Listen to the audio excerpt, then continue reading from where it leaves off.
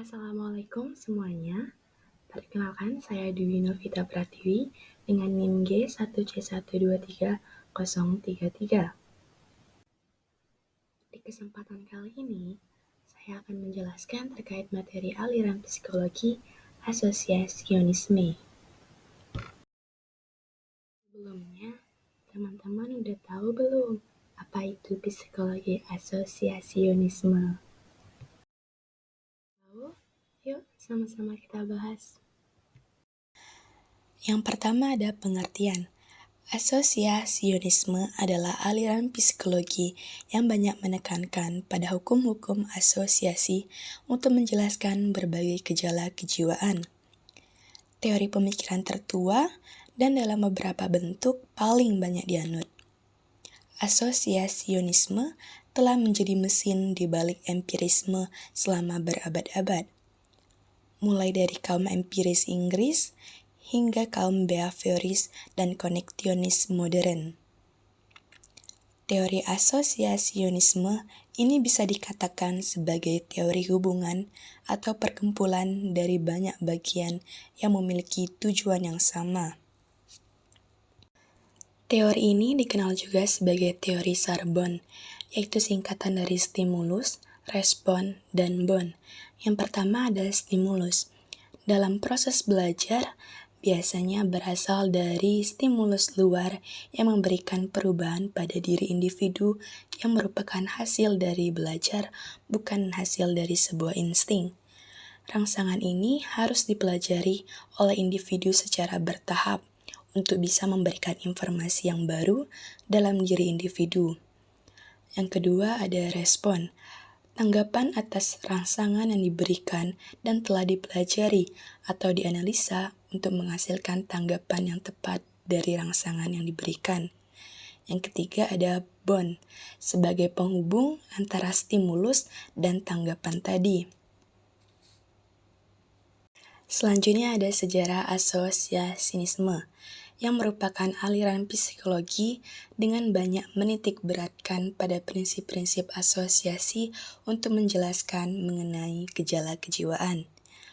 Hal ini mengakibatkan banyak teori tentang pikiran di Inggris dari awal abad ke-18 hingga pertengahan abad ke-20 dan tetap menjadi konsep penting hingga abad 21. Ketahanan selama berabad-abad inilah yang menunjukkan bahwa meskipun perspektif dan pemikiran yang berbeda telah muncul, tetapi konsep dasarnya tetaplah sama. Aliran asosiasionisme ini terbagi menjadi dua, yaitu asosiasionisme lama yang muncul sejak zaman Aristoteles mengemukakan hukum asosiasi, yaitu similarity atau kesamaan, kontras atau perlawanan, dan contiguity atau kedekatan. Asosiasionisme lama mendasari berbagai penyelidikannya mulai dari mempelajari efek samping, kemudian penyebabnya.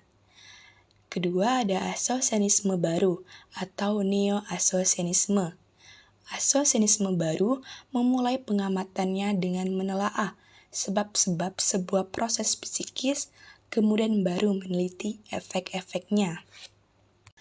Di dalam setiap teori, termasuk teori asosiasionisme, pasti ada tokoh-tokoh yang berperan dalam pencetusan teori tersebut. Berikut merupakan beberapa tokoh pencetus teori asosiasionisme. Yang pertama ada James Mill pada tahun 1773 sampai 1836. Yang kedua ada John Stuart Mill yang merupakan anak dari James Mill dari 1806 sampai 1873. Yang ketiga ada Aristoteles 384 sampai 322 sebelum Masehi.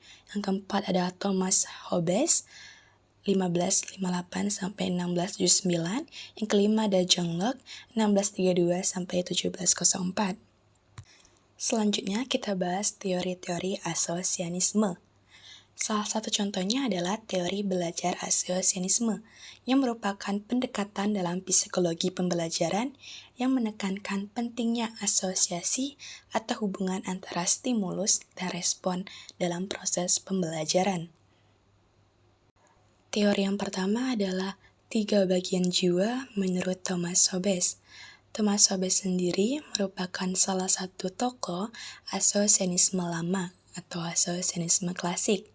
Beliau menjelaskan bahwa jiwa terbagi menjadi 3 bagian, yaitu sensation, recall, dan association. Sensation atau sensasi merupakan proses di mana seseorang menerima stimulus atau rangsangan. Yang kedua ada recall, merupakan proses di mana seseorang memproduksi kembali memori yang pernah dirasakan atau dialami. Yang ketiga adalah association, merupakan proses penggabungan antara satu rangsangan dengan rangsangan yang lain. Dengan proses-proses penggabungan itu, maka terbentuklah seseorang yang dapat berpikir. Selanjutnya ada Hermann Ebbinghaus, yang lahir pada tahun 1850 hingga wafat pada tahun 1909. Beliau merupakan salah satu tokoh psikologi asosiasionisme baru atau neo-asosiasionisme. Ebbinghaus terkenal karena menyelidiki proses lupa. Ia memberi orang-orang percobaannya banyak suku kata yang tidak bermakna, seperti pep, ted, dead, dan sebagainya. Menurut Ebbinghaus, lebih mudah untuk mengingat suku kata yang tidak bermakna daripada kata-kata yang bermakna. Akibatnya, suku kata yang tidak bermakna sangat cocok untuk menilai kemampuan ingatan seseorang. Ebbinghaus menemukan dalam percobaannya bahwa orang-orang percobaan yang baru saja mempelajari suku kata jauh lebih banyak dilupakan daripada orang yang sudah agak lama mempelajarinya. Kemudian ada Edward Lee Thorndike yang lahir pada tahun 1874 sampai meninggal pada tahun 1949. Bagi Thorndike, ada 3 hal yang dapat menjadikan asosiasi menjadi efektif, yaitu law of readiness, law of exercise, dan law of effect. Thorndike mengemukakan bahwa untuk mengajarkan sesuatu dengan baik kepada seseorang, orang tersebut harus ada kesiapan untuk menerima hal yang akan diajarkan itu. Dalam law of experience, perlu menyaratkan pengulangan-pengulangan dalam belajar agar diperoleh pemahaman baik. Sementara itu, dalam law of effect, asosiasi akan muncul jika berhubungan dengan kepuasan. Dengan kata lain, ketika seseorang dalam keadaan tertentu merasa puas, maka ia cenderung mengulangi perilaku yang telah memberinya kepuasan tadi. Sebaliknya, suatu tingkah laku yang dalam kondisi tertentu tidak memberi kepuasan, maka dia akan tidak sekali-kali lagi mengulanginya. Lalu ada John Locke yang lahir pada tahun 1632 dan wafat pada tahun 1704. Locke memandang pikiran manusia pada awalnya sebagai tabula rasa atau kertas putih. Ini berarti bahwa saat lahir, pikiran individu tidak memiliki pengetahuan atau ide-ide bawaan. Sebaliknya, pikiran ini mengisi dirinya sendiri melalui pengalaman. Teori asosiasionisme oleh Locke menekankan peran lingkungan dan pengalaman dalam pembentukan pengetahuan dan pemahaman individu. Menurut Locke, pengalaman adalah sumber utama pengetahuan kita, dan bagaimana kita mengasosiasikan ide ini dalam pikiran kita untuk mempengaruhi pemahaman kita tentang dunia sekitar. Selanjutnya ada teori dari James Mill. Menurutnya, asosiasi itu tunduk hanya pada satu hukum, yaitu hukum kontiguitas. Di dalam hal yang disebutkan tadi, dia merumuskan 3 kriteria tentang kuat lemahnya asosiasi. Yang pertama ada ketetapan atau permanensi. Asosiasi yang kuat adalah asosiasi yang permanen. Artinya selalu ada kapan saja. Asosiasi yang kurang permanen berarti asosiasi tersebut kurang kuat dan mudah hilang setelah beberapa saat. Yang kedua ada kepastian atau certainty, yaitu suatu asosiasi adalah kuat kalau orang yang berasosiasi itu benar-benar yakin akan kebenaran asosiasinya itu. Yang ketiga ada fasilitas atau facility.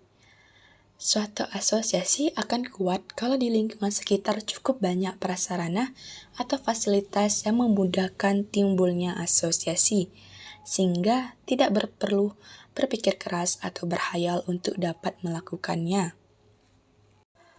Lalu ada 3 hukum asosiasi menurut John Stuart Mill. Ada similaritas, kontiguitas, dan intensitas. Yang pertama adalah similaritas. Persamaan dua hal menyebabkan asosiasi.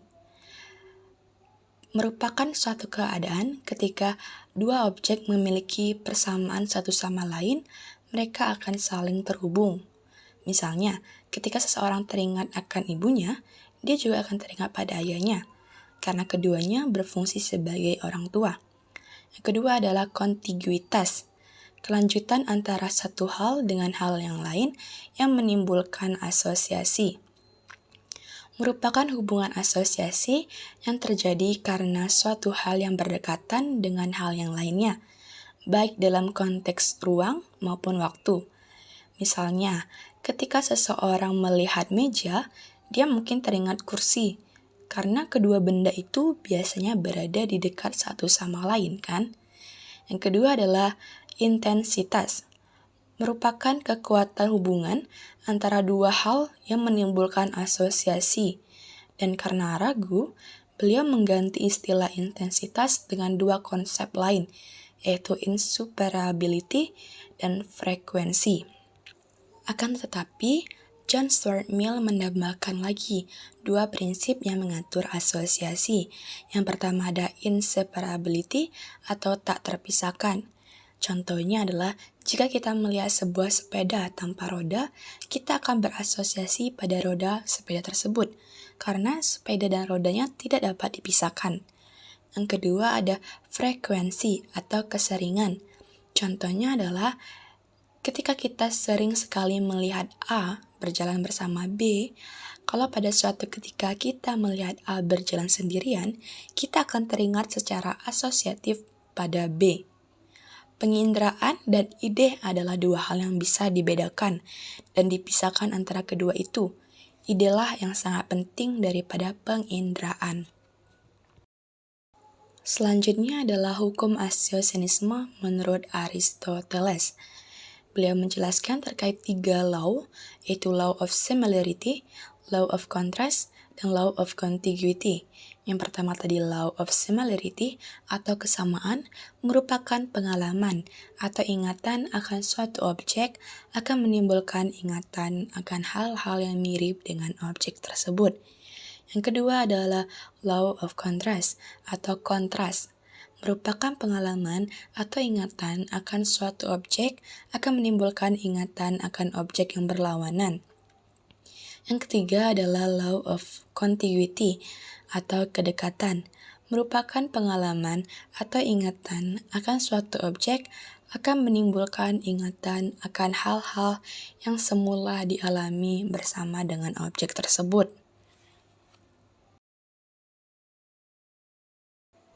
Adapun kesimpulan pada pembahasan kali ini, yaitu asosianisme dalam psikologi adalah aliran yang menekankan pada hukum-hukum asosiasi untuk menerangkan berbagai fenomena psikologis. Tokoh-tokoh terkemuka dalam aliran ini meliputi Thomas Hobbes, Hermann Ebbinghaus, dan Edward Lee Thorndike. Asosiasi dalam psikologi mengacu pada hubungan mental antara konsep, peristiwa, atau keadaan mental yang biasanya berasal dari pengalaman tertentu.